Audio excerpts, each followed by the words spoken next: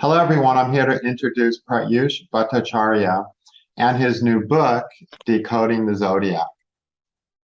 Now, hello, Pratyush. Yeah, absolutely. So, I don't have a lot of time, so I don't really spend a lot of time having people on my channel. It's hard enough for me to get done what I need to. Um, but I decided to work with Pratyush for a very specific reason, and that is that when I met him, it had to have been 4, 5, even 6 years ago now. It was several years ago. I don't remember, it was 2016 or 2017, one of those years. I think it's 16. I think it's Yeah, I 16. think it was. Yeah.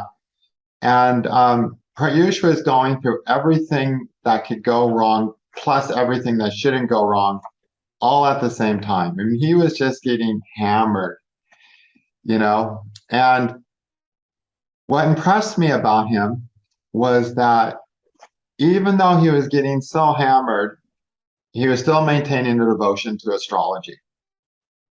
And I just don't usually see that. Usually, what I see is, people, life comes along, takes us for a hard ride, and all of a sudden, a person is, overwhelmed in that, and they lose their focus on astrology. And through all this pure hell that Pratyush was going through, with seriously, I'm not even going to tell you guys went wrong because I don't want you to buy his book just out of mercy, okay? I want you to buy his book because it's a good book, okay?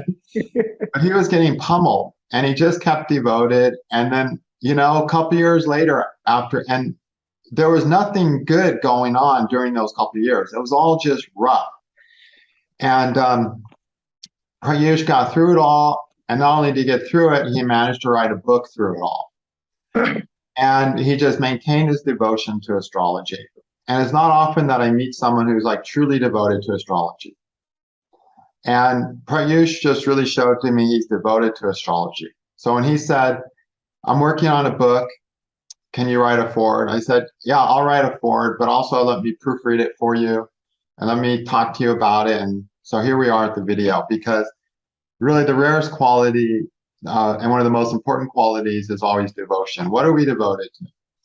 And Pratyush, when he was getting hammered by problems, he still maintained the devotion to his astrology. So I know astrology is important to him. And because I know that, I know the book had to have some value, because you can't have the level of devotion that Pratyush has shown and write something that doesn't have some solid value to it. So then when I read the book, I was right. It had a lot of good value to it. Okay. So I wanted to introduce you to this devoted astrologer who has more things planned, and also someone who's got a great book out on the Rasis. Okay. So I just really want to thank you for pushing through all those years of hardship, really, really insane stuff, and still come out with, what is this, a 400 and 500 and some page book, on a 500-page book. I mean, it's like big book on just Rasis. Okay. Thank you. Yeah, that's very humbling actually. I have no words. I couldn't have described it better myself. Okay. All right. So anyway, so talk about this book a little bit. A lot of it is based on my Rashi Sutras course. Okay. In the Rashi Sutra course, I, dug up the pertinent stuff from Brihat Parashar and other important texts. I did very precise Sanskrit translations, more precise than you're going to find in the other books. You followed those translations from my course manuals. And I had always wanted to write a book on Rashis. I had a plan. Okay, my next book after Grahas Sutras is going to be Rashi Sutras. But I never got around to it. My life has been too busy. The internet has ruined my book writing time. So Pratyush did such a great job, and I really love it when people like Pratyush come along and write a good book, because now I feel I can go to the beach and I don't have to. So I also want to thank you to write a book that I wanted to write years ago, but just didn't have the time. Okay. So I'm really glad he wrote a book that has the gist of my classes in it. But then if I wrote a book called Rashi Sutras, it wasn't going to be 500 pages long. Pratyush went and he added a lot of great things to this book. So when you get this book, you're going to get the same sutras that I talk about in my Rashi Sutras course, but you're going to get a lot of stuff that I don't talk about. Okay? Probably easily half the book is stuff that I don't talk about in my courses. So it's a very complete book. Okay? Now, what I like about it is that Pratyush just didn't introduce the Rashis, say, here's the Rashis, okay, now go home. He added some things, a few very basic things on planets and like Rahu and Ketu. And then he gave chapters, really hundreds of pages of interpretations. Rahu in this sign, Rahu and Ketu across this axis. He talked about the interrelationships of planets to signs in a really grounded but novel way. That was his own development. So there's a lot of original work here on using planets with Rashis, which is the basics of astrology, in a very simple and effective way, along with interpretations. So you can get your chart and look up some interpretations and go, aha, So it's just such a complete book on Rashi. So again, I wanted to thank you for taking all that time. And it took a lot of time. And when we were done, I proofread the whole book and we said, okay, we're going to print. Then Pratyush gets this idea, but I want to add this and I want to add this. And he added another 150 pages. So what's your favorite part of the book, Pratyush? I would say the chapter ruler and gender. What chapter? Ruler and gender. Ruler and gender. Okay. Yeah, that's the one. That's also contains the image that's on the cover page. The primary thing on the cover page. Yes. Because I think it basically connects two of my, you could say, backgrounds. Like I'm partly from yoga and partly from astrology. My two feet are there. So the connection is that the inner cosmos, the microcosmos, the Pranamaya Kosha, that's directly connected to the outer cosmos. That we are not beings living on Earth. We are Earth. Our body is literally made out of Earth. And since Earth is part of the solar system, astrology does not affect us as individuals. It affects Earth. And since we are part of Earth, we get affected as well. That was the primary point, that this connection. I always feel the disconnect is there, that, well, here are the Grahas up in the sky and you are here. Somehow magically they just work on you. I could never buy that. I think the connection is that it's the solar system is a literal way. It's true. It's a system, like an organ system in our body. It's a system. We're part of their system. So like a giant clock, it just moves around. We're just one of the little arm of that clock. So as the clock ticks, we keep on ticking. I think that this chapter perfectly captures that idea that as the sun moves throughout the zodiac, our prana moves through inside us. That's the core of astrology. That's how karma keeps manifesting.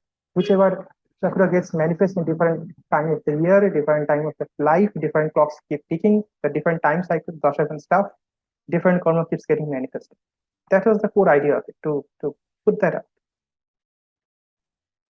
Okay. So the ruler and gender, you said, right? Yes. Yeah. Okay. Ruler and gender. Yes. Okay.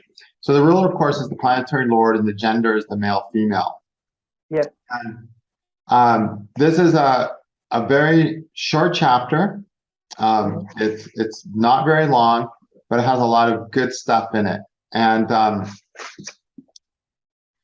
it generally, he's talking about the manifestation of the body in relationship to yoga science, in respect to gender and the planetary lords, and what that means to the planetary lords and what the planets are actually doing. So what's Saturn doing through Aquarius? What's Saturn doing through Capricorn?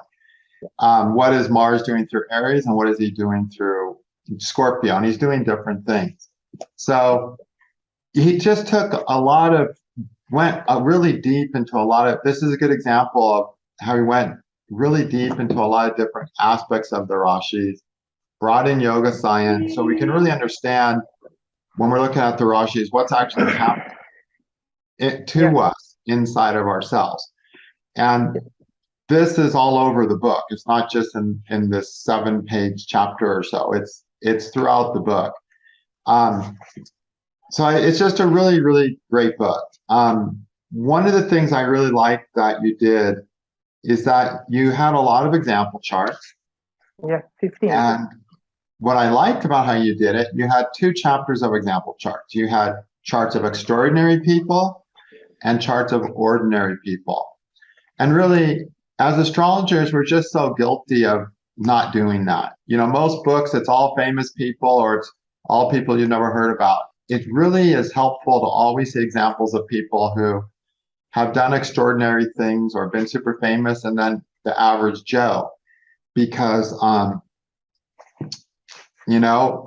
we can, without seeing the subtleties between those 2, expressions of planets or signs, whatever the topic is, we can make misinterpretations and we can see something and think, oh, this is why they're extraordinary, and not read it quite right. So I'm really glad you did that.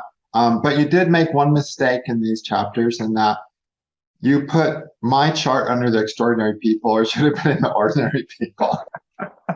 Yes, I'm pretty sure I can live with that mistake. He did have the gall of using my chart as an example, and I didn't read that chapter. I might have looked at it, but I tried to forget. I really didn't want to read that chapter, so I can't tell you much about that horoscope. But the other interpretations were good. And it's just a great model that we all should follow. We should do some famous charts, and we should do some average Joe and Josephines. Okay. Let's see. I want to talk about some other highlights. Okay. There's node Rashi interactions. So a lot of stuff on what's happening between the nodes and the, how many pages of node interpretations do you remember? Oh, I think there are 2 chapters on nodes. Yeah. The first one just describes the nodes, how they work, the mechanism, the astronomy of it. That went on for quite a bit long. And then I think I added another chapter that simply describes nodes along each and every axis, each of the 12 axes. I mean, nodes along Aries and Libra, nodes along Taurus and Jupiter, similar that thing. 2 chapters. Yeah. So here I've got, so just looking here, we got a chapter called Interactions of the Rossi Chakra with the non-physical Grahas, which are the nodes. He has Astronomy of the shadow Grahas, so that's the astronomy of Rahu and Ketu, the mythology of them, the psychology of them, the dictonomy of the shadow Grahas from a karmic perspective, the shadow Grahas in the Graha kingdom, conjunctions with the Rahu and Ketu, and then the node Rashi interactions. So you're getting a whole, you're getting stuff on Rahu and Ketu doing whatever they could possibly do in the chart. There's the whole Rahu Ketu section. Then also what's unique for a Rashi book is there's a chapter on the Decoding Zodiac, which everyone knows. I say you can't do astrology well if you don't use the Decoding Zodiac. So I was happy to see that's included in the book as well. Okay, let's see.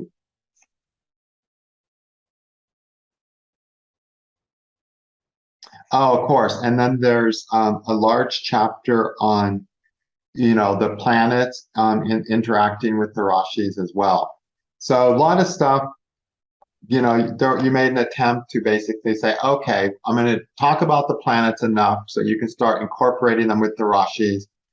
And actually, when you get done reading this book, not just be able to know what the Rashis are, but actually be able to put them to use. Yeah. Which is really, really nice to have all in one package. So it's a really good book. And I know that everyone works differently. Like me, I don't learn well from videos because I'm not a great auditory learner. I'm a more visual learner. So I learn better if I can read the words compared to hear the words. So like if I'm trying to find some information on the internet, I try to find an article, not a video. And I get really frustrated. Every year I get more frustrated because every year there's less articles and more videos, right? Absolutely. Absolutely true.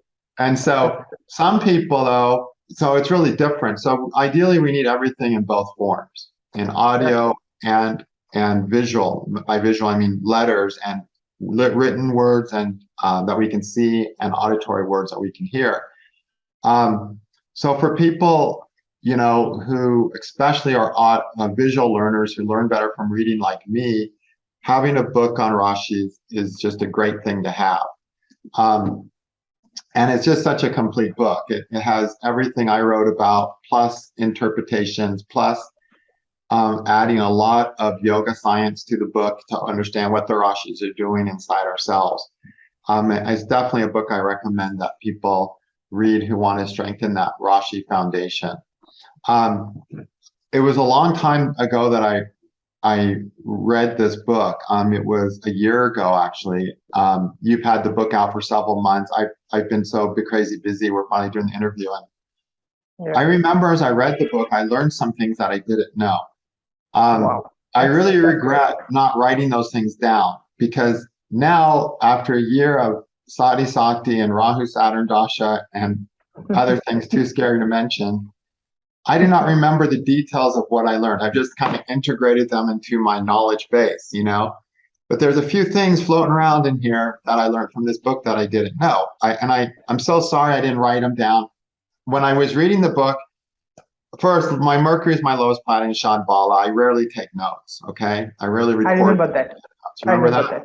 Yeah. But when we were finishing up the book and I was reading it, I thought, well, the book's going to be done, and then we're going to do an interview in about a month.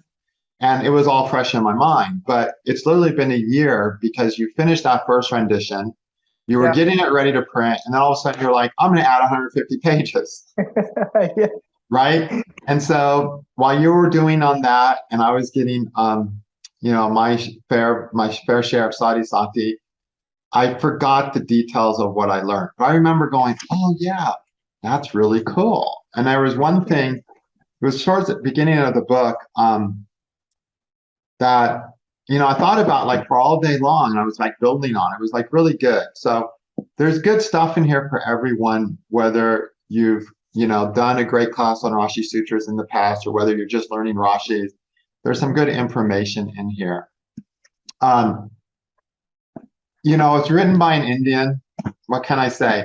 Some of the wording might feel a little funny if you're born in America, okay? Absolutely. And that's just how it is. Like, it's always an interesting thing when we read books written by Indians, and the further south in India they are, the harder it gets sometimes, because the English is a little different. So it's a little different that way, but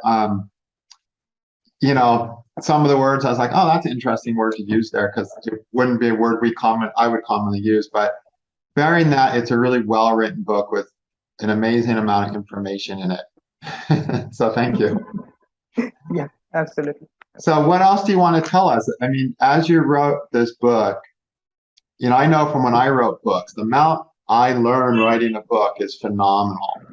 So I know as you worked on this book over a 2-year period about, how long exactly were you working on the book? Well, the idea came, I think, in 2017. You probably remember I asked you about when you were going to release a Rashi Sutras book. You said, oh, it would be years before you could do that. At some point, I just decided, okay, let me try to do that. Yes, I need to read that book. So I think, okay, maybe I should try that thing. I started writing. First, I thought maybe I just simply gather some notes and stuff, just make a mood board kind of thing. It just snowballed into this book. It just went on and on and on, going deeper.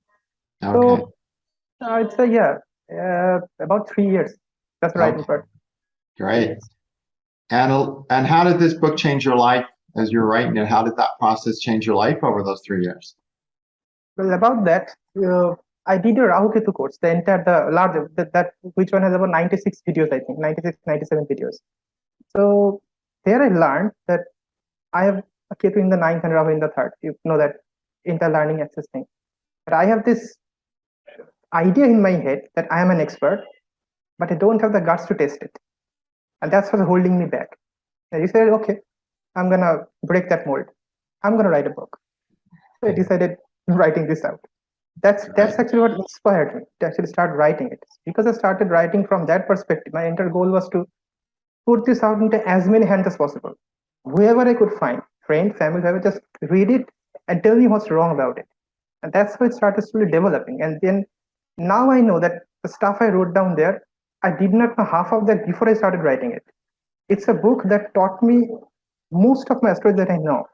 It's just profound. It changed my life entirely. My confidence in applying astrology practically now is probably tripled, which is than before. Because now I need to work. Because when you talk about a particular chart, say a chart of Einstein or whoever, when talking about it, it's kind of floating out there. But when you have to write it down as a methodical principle, it's like writing a program, almost writing code. It has to go perfect.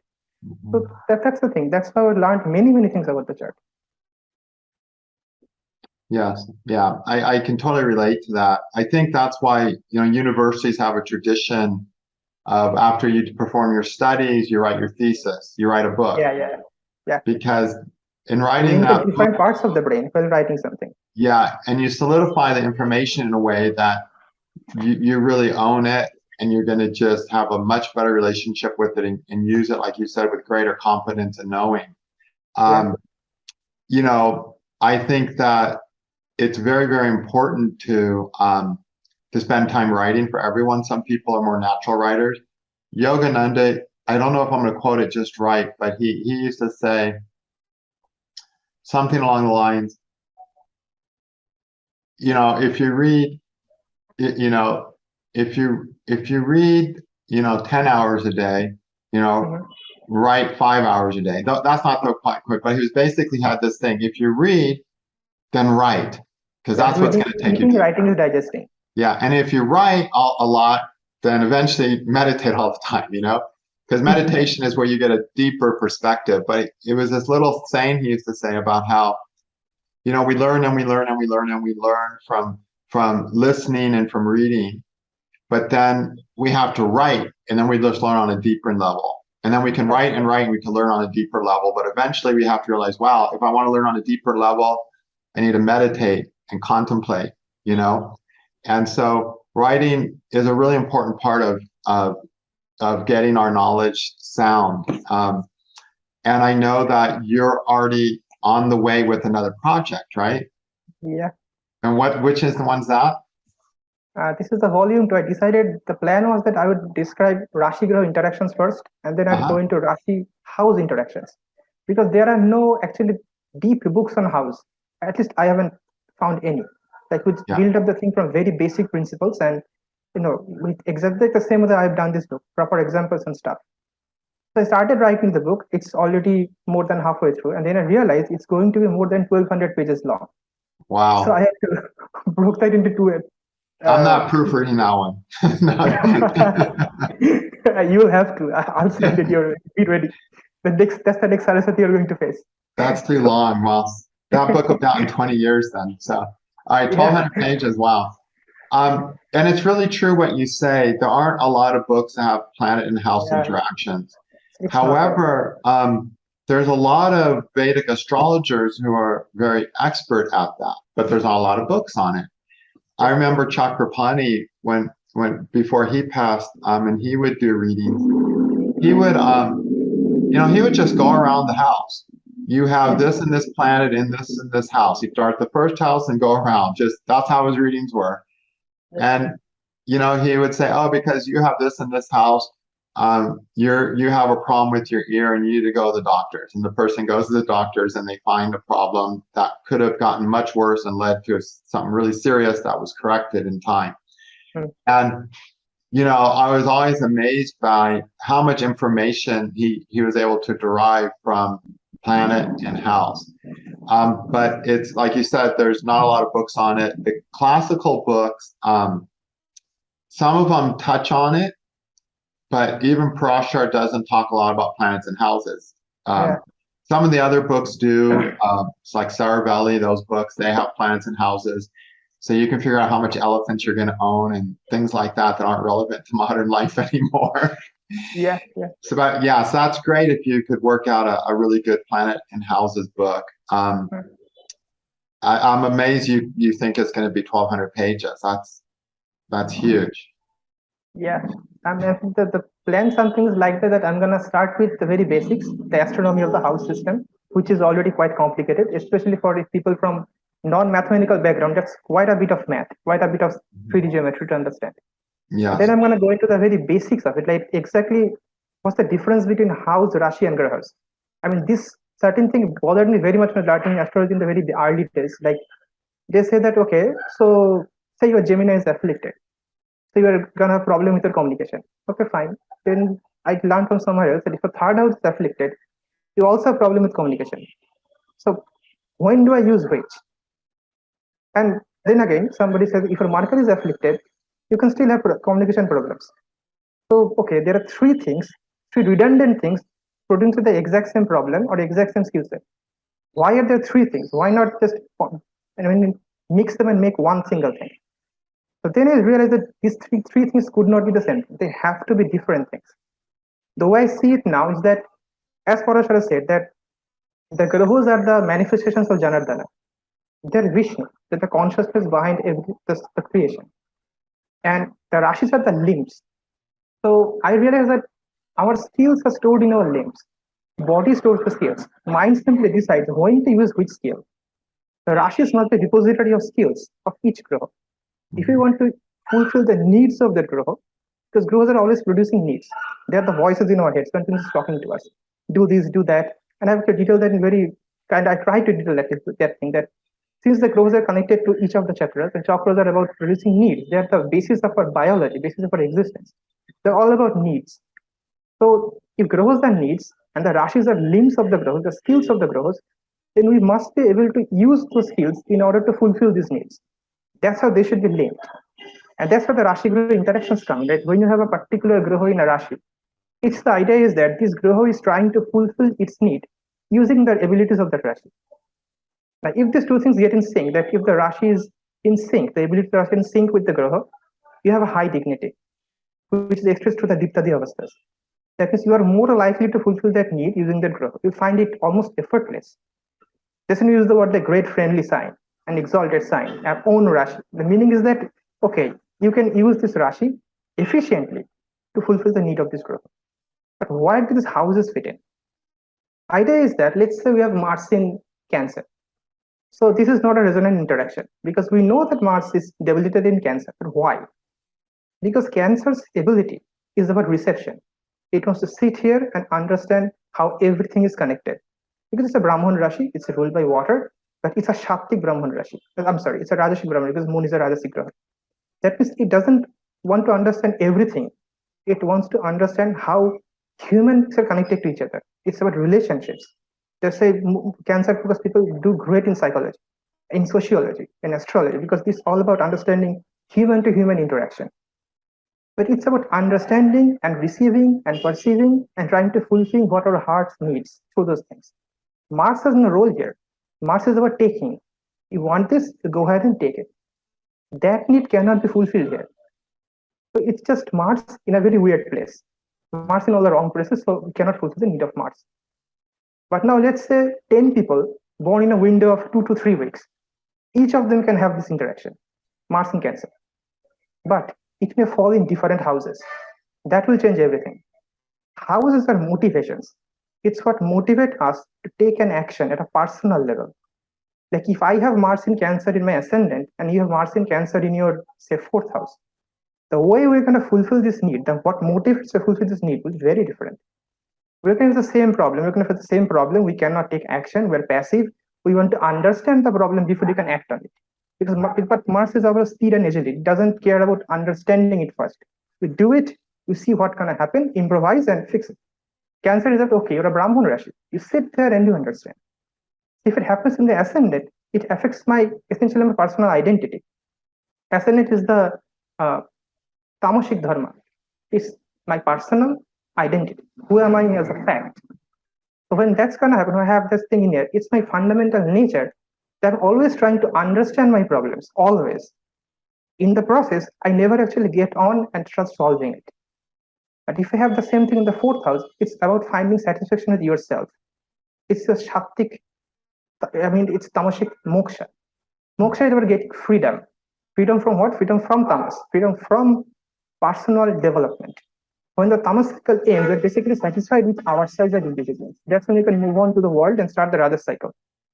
See, in the 4th, when that happens, if the 4th is afflicted, we find that we cannot satisfy ourselves. whatever we have done, we are like looking in the mirror and finding the person that, okay, I don't like this person. If the Mars is in Cancer, okay, I don't like this person that I'm seeing in the mirror because I'm not taking action enough. Why am I not taking action enough? And you go ahead and to start thinking about it. You start to feel about it. You start to want to understand, okay, why I'm not doing this right. You start going into psychology and stuff, but you don't ever take the action. Mm-hmm. Different motivation, but the same problem strikes. I think that's how the three things are layered. This is how the next idea comes in. This is what I wanted to separate these things very, very clearly, that houses, grahas, and Rasis are the three pillars. Pillars are not supposed to be stacked at the same places. They're supposed to be very distantly placed. That's how the roof is held. So I wanted to make the distinction very clear. This is how the first book came out. This is the idea that Russian graha, then a Russian house, then you put them together. Now you have a complete system of analysis. Sounds great. So yeah, that'll be good. I'm sure it'll be a couple of years before that's available, or it's gonna take. How long do you think it'll take you to finish this? I think the first draft will be done by 2024 of the first book. I think okay. So. Great. We'll check it out. So are you having time to do, are you doing consultations? Are you having time to do readings in India? I used to, but currently I don't. Simply Okay. I don't. Yeah. And what part of India are you in? What city again? I'm in the eastern part, state called West Bengal. It's practically the easternmost state. It's right beside Bangladesh. Okay, gotcha. Yeah, Kolkata. Yeah, I'm in the capital of West Bengal. Yeah. Okay. And then let's see. And I don't remember, you're selling the book on Lulu. Yeah. Do you have a website or anything, or is it just going right to Lulu? Yeah, it's basically on every single online merchandise website. You can go to Amazon, Lulu, Flipkart, Barnes and Nobles, whichever is available. iStore even. You can even having this in Apple. The Google Okay, Bookstore cool. one. Yeah, it's everywhere. Well, we'll put the Lulu link I'll put the Lulu link for people just to go direct to Lulu to get it, which is always the fastest and best way. Yeah, that would be great. That would be great. Okay, great. Is there anything else you want to tell us about your book? I just say I know it's a heavy book. I know it's heavy. It's not easy to read. But at the same time, I think it's quite rewarding if you can go deep into it. Yeah. What I want to request. And I think it was written quite easily. I didn't think it was hard to read. I thought it had a lot of information in it, but I thought it was clearly written, and I don't remember anywhere where I had to like go, huh, what did he say, and go through it again and again to try to figure out what you said. I felt it was clearly written, and I just noticed the English was a little different at times, but it wasn't a big problem. And mostly it was just there was a lot of information in it, and there sometimes the point came together at the end of the paragraph. So you're always leading up to things. You're giving a lot of information to build up to the point, which I personally like. When people do that, some people just want the point, but I like the information building up to the point myself. So that part was all fine with me. So I hope other people can get a lot of good out of it. Like I said, I got some good information out of it myself. And of course, a lot of it was, redundant for me, obviously, but yeah. But I learned some things, and it's not often I pick up a book anymore where I learn anything with. And more often, most astrology books I pick up, I get frustrated because I find some very incorrect things being stated. And obviously, I didn't have that problem with your book. And I have a little introduction in the book or a little preface, actually, in the book. It's only a foreword, sorry, where I mentioned a few things. Like one of the things that you did a little differently was the colors compared to how I did them in my latest class. So I talked about that real quickly. You followed the parasha very strictly. That was a hard chapter to write. I had to decide. It's a difficult decision to make. Yeah, and I think it's great you went with the verbatim parasha, and I explained that in the foreword. So I have been working with colors in a different way, but it's not that it's wrong. What you did was wrong. I don't consider that a flaw or something wrong. like I said, I don't, every astrology book I picked up in the last 10 years, I found a fatal flaw in it, where there's something being told that's 180% incorrect. And obviously, had there been anything like that, I would have said, "Hey, Pratyush, what's going on here?" And there actually was some astronomy where you got tied up in the knot at one point, and of course, then you went and you researched that astronomy and got clear on it. So it's a good, solid book, and I do hope people can benefit from it. Yeah. So thank you, and I think your next book will be sounds even more useful. Yeah. So I hope you can manage to pull that off. It sounds like a big project. Yeah, because when I'm writing this one, there was full on lockdown. COVID actually helped me in this regard. Yeah. It's not a good thing to say, but it actually did, because all the work was off, and I actually get almost 1.5 years of endless vacation. So I Great. could write this one. That's not gonna happen this time. Well, you never know. Yeah, hope not. Yeah, hope not. So it's gonna take a lot longer, but Yeah. I'm gonna do this. Definitely, I'm gonna do this. It's great. I'm really glad you're. Most importantly, I'm really happy to see that you found something to do that makes a difference in your life, and because I know you've had a lot of joy and meaning in writing this book, and I can tell there's a lot of enthusiasm towards the next book, and that's really the best way to live. And so I hope it goes really well for you, and that you get the time off to work on it. I actually made the cover of the second book. May I show you? Yeah, let me see. Yeah, let's see the cover. This is the one. Okay, yeah, looks great. Yeah. I'm trying to develop symbols for each of the 12 houses. I think something we need, because I'm a very visual learner too. I need to see the symbol, the Yes. archetypal symbol. I'm trying to develop that. It's a very tall order, but I'm trying to do that. Yeah, and that's another thing I should mention about the book. You showing us the cover of your second book is reminding me that in your first book, there are a lot of visual aids. There are even pictures of the Rasis. They're small, but there's pictures of the Rasis. There's diagrams of chakras, all kinds of diagrams in here to focus on, to have a visual aid in understanding what you're talking about in the book. And of course, there's some good tables as well for those who like visual aids. I'll put the Lulu link in the section underneath the video, so people who want to have a good book on Rashis can purchase it.